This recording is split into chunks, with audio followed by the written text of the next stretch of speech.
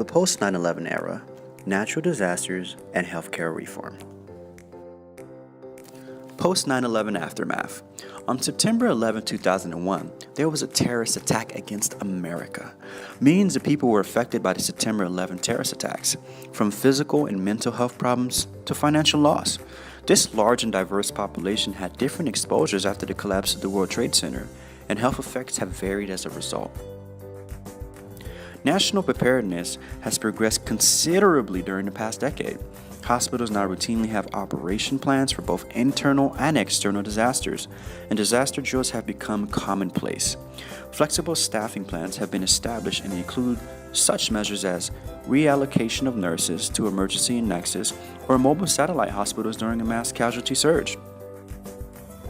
Disaster nursing education has been emphasized and prioritized by the release of several national reports and initiatives that provide a blueprint for advancing preparedness. For example, in September 2008, the U.S. Government Accountability Office called on the Federal Emergency Management Agency to update the role of the American Red Cross in responding to emergencies. Many lessons learned from 9/11 are now standard operating procedures for nurses and hospital emergency preparedness, according to Vice President of Patient Care Services at NYU Langone Medical Center in Manhattan.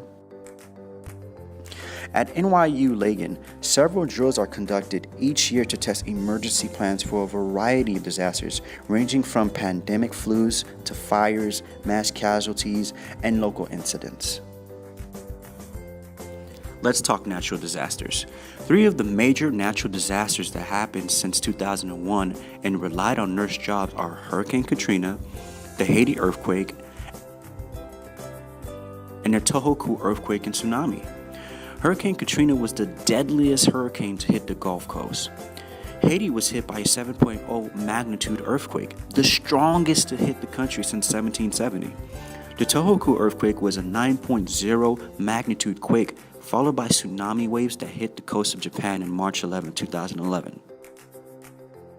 Following all 3 disasters, nurses across the U.S. immediately mobilized.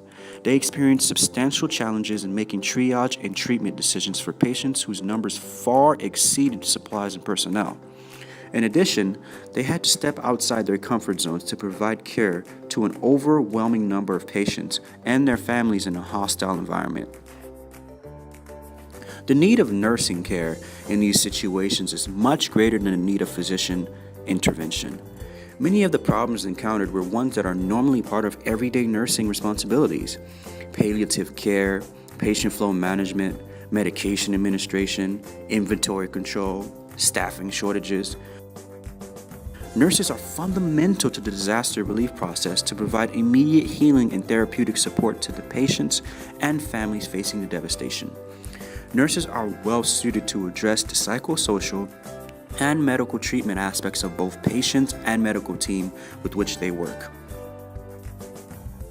Throughout our history, nurses have always answered the call to care during times of need and crisis, in times of war, epidemics, and natural disasters. Various times, nurses have risked life and even career to provide for their patients.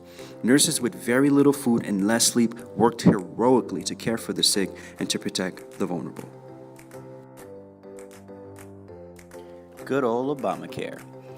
Obama's healthcare reform, commonly called Obamacare, but officially called the Patients' Protection and Affordable Care Act, was signed into law on March 23, 2010.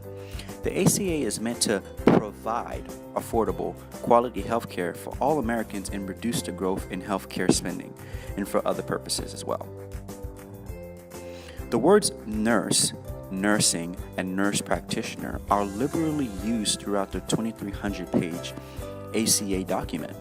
Although not all of the implications for nurses and nursing practice are spelled out in the legislation, it's no-brainer that 32 million newly insured people will affect the healthcare system, and nurses are at the core of this system.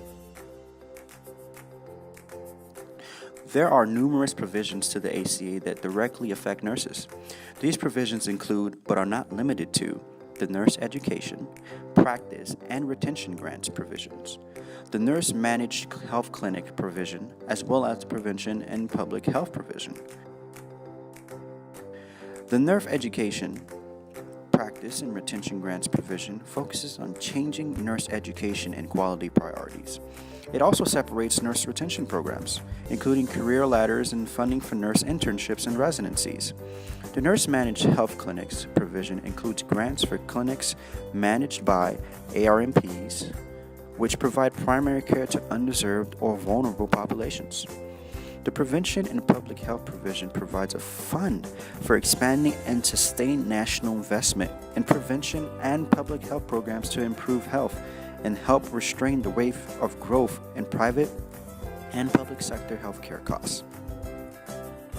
Overall, I'd say Obamacare works in the favor of a nurse.